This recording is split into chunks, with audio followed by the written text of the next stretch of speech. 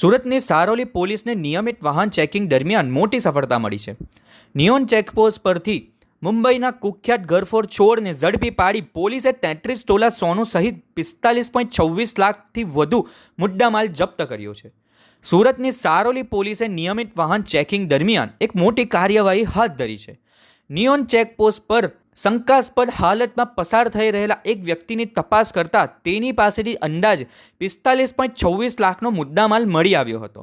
જપ્ત કરાયેલા મુદ્દામાલમાં 33 તોલા સોનું, 70,000ની રોકડ રકમ, મોબાઈલ ફોન અને કાંડા ઘડિયાળનો સમાવેશ થાય છે. પોલીસ તપાસમાં આરોપીની ઓળખ કમલજીત સિંહ ઉર્ફે સની સિંહ બગ્ગુ મુંબઈના રહેવાસી તરીકે થઈ છે. તપાસમાં ખુલ્યું છે કે આરોપી સામે મુંબઈમાં અગાઉ 7થી વધુ ઘરફોડ ચોરીના ગુના નોંધાયેલા છે અને હાલમાં મળી આવેલા મુદ્દામાલ તાજેતરની ઘરફોડ ચોરી સાથે સંબંધિત હોવાનું સામે આવ્યું છે. પોલીસના જણાવ્યા મુજબ આરોપી બંધ મકાનને નિશાન બનાવતો હતો. ઘરની બહાર પડેલા અખબાર, ફૂલહાર અથવા પૂંજાનો સામાન જોઈને ઘર બંધ હોવાની રેકી કરતો અને રાત્રિના સમયે ચોરીને અંજામ આપતો. ચોરી કર્યા બાદ આરોપી ખાટુશ્યામના દર્શન માટે સુરત થઈ રાજસ્થાન જવાની તૈયારીમાં હતો, પરંતુ સારોલી પોલીસના નિયમિત વાહન ચેકિંગ દરમિયાન ઝડપાઈ ગયો. પ્રાથમિક તપાસમાં આરોપી 2017થી સતત આવા ગુનામાં સંડોવાયેલો હોવાનું પણ સામે આવ્યું છે.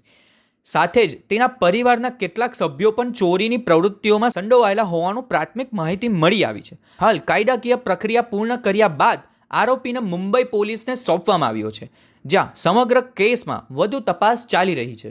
છેલ્લા કેટલા સમયથી સુરત સિટીમાં બોડી ઓફેન્સીસ અને પ્રોપર્ટી ઓફેન્સીસનું કંટ્રોલ કરવા માટે જે અમારી વિવિધ કાર્યવાહી ચાલુ છે, જેમાં વાહન ચેકિંગ પોઈન્ટ પણ છે. અસામાજિક તત્વો જે છે એ લોકોને આઈડેન્ટિફાઈ કરવા, જે લોકો પાસા તડીપારમાં છે એ લોકોને ચેક કરવા, પાસા જે ગાડીને આવ્યા છે એ લોકોને, આરોપીઓને પણ ચેક કરવા, એમની પ્રવૃત્તિ શું છે એ ચેક કરવા, અટકાયતી પગલાં લેવા, કોમ્બિંગ કરવું, જોઈન્ટ કોમ્બિંગ કરવું, મેગા કોમ્બિંગ કરવું, આ બધી જે અમારી કાર્યવાહી ચાલે છે એ સંદર્ભમાં જ વાહન ચેકિંગ પોઈન્ટનું અમારું જે સારોલી પોલીસ સ્ટેશન ખાતે નિયોન ચેકપોસ્ટ છે ત્યાં વાહન ચેકિંગ ચાલુ હતું. અને એ ચેકપોસ્ટ ઉપર જ્યારે ગઈકાલ રોજ વાહન ચેકિંગ ચાલુ હતું ત્યારે પબ્લિક ટ્રાન્સપોર્ટેશનમાં ચેકિંગ કરતા દરમિયાન શંકાસ્પદ આપણને એક ઇસમ દેખાયો હતો, જેની પાસે જે મુદ્દામાલ હતો કે બેગ હતી એ ચેક કરતા આપણી પાસે આશરે 44 લાખનો મુદ્દામાલ મળ્યો છે. આ જે વ્યક્તિ છે જેને શંકાસ્પદ ઇસમ હતો એની પ્રાથમિક પૂછપરછ કરતા જાણવા મળ્યું છે કે એનું નામ છે કમલજીત સિંહ ઉર્ફે શનિસિંહ બગ્ગુ, જે મહારાષ્ટ્ર મુંબઈનો રહેવાસી છે. અગાઉ એના મુંબઈમાં 7 જેટલા ગુનાઓ દાખલ થયેલા છે. 2017થી આ પ્રકારની નાની મોટી ચોરીઓ કરે જ છે અને 4 નવા પણ ગુના દાખલ થયા છે, જેની એફઆઈઆરની કોપી અને ફરિયાદની કોપી પણ અત્રેની કચેરીથી મેળવવામાં આવેલ છે. એની જે બેન છે, અમારી પ્રાથમિક ઇન્કવાયરી જે થઈ અને ત્યાંના પોલીસ સાથે પણ અમારે મુંબઈના પોલીસ ઓફિસર સાથે વાત કરતાં ખબર પડી કે એમનું ફેમિલી અને એમની બેન પણ આ જ પ્રકારની ચોરીની કામમાં સંડોવાયેલી છે.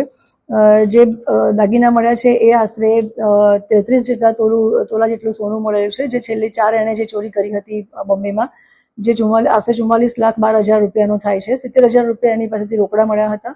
એક મોબાઈલ અને કાંડા ઘડિયાળ જે પણ એને ચોરીના પૈસામાંથી જ ખરીદી હતી, એટલે આશરે 45,26,000નો મુદ્દામાલ અમે કબજે કર્યો છે. અને બોમ્બેથી જે ઓફિસર આવ્યા છે, અમે 41 વંડી અત્યારે કરી છે અને એને અમે હેન્ડઓવર કરી રહ્યા છીએ. એને જે બોમ્બેમાં ઘરફોડ ચોરી કરી અને બધો 4 જેટલું ચોરી કરી છે થોડા સમયમાં, અને એ બધો સામાન લઈ અને પોતે ખાટુશ્યામ મંદિરે દર્શન કરવા માટે જતો હતો. એટલે પબ્લિક ટ્રાન્સપોર્ટમાં બેસી અને બોમ્બેથી બેસી સુરત થઈ અને ખાટુશ્યામ એ રાજસ્થાન જવાનો હતો અને અમારા વાહન ચેકિંગ દરમિયાન અમે એને પકડી પાડેલ છે. જે જગ્યાએ ઘર બંધ હોય અને સોસાયટીઓમાં ફરવું, જે જગ્યાએ ઘર બંધ હોય અને બહાર ન્યૂઝપેપર પડેલા હોય અથવા તો પૂજાનો કોઈ સામાન કે ફૂલહાર 2-3 દિવસથી પડ્યા હોય તો એ ટાર્ગેટ કરતો હતો અને રેગી કરતો હતો. અને એ પ્રકારે એ શંકા સેવતો હતો કે કદાચ આ ઘર બંધ હોઈ શકે છે અને એ પ્રકારની રેકી કરી અને ઘરફોડ ચોરી રાત દરમિયાન કરતો હતો.